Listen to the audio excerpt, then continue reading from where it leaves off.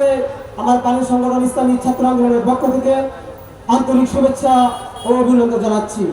প্রিয় উপস্থিতি, আপনারা জানেন এদেশের বঙ্গ অভিভাবক হচ্ছে পীর সাহেব চরমনাই।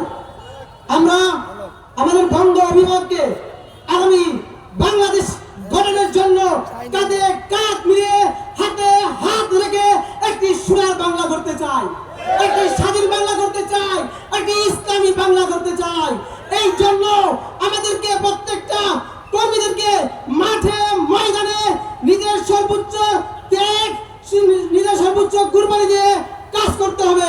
প্রিয় ভাইরা, আমরা এমন একটি বাংলাদেশ চাই যেখানে আর কোনো বৈষম্য থাকবে না, যেখানে কোনো মানুষের স্বাধীনতার হরণ হবে না, যেখানে কোনো মানুষের চলার জন্য কোনো কাঁটা থাকবে না, যেখানে মানুষ তার নিরাপত্তার মাধ্যমে চলতে পারবে, এমন একটি বাংলাদেশ চাই। আমরা দেখেছি বিগত দিনে সোনার বাংলা, দেখেছি আমরা স্বাধীন বাংলা, দেখেছি আমরা স্মার্ট বাংলা। আগামী দিনে আমরা বাংলাদেশ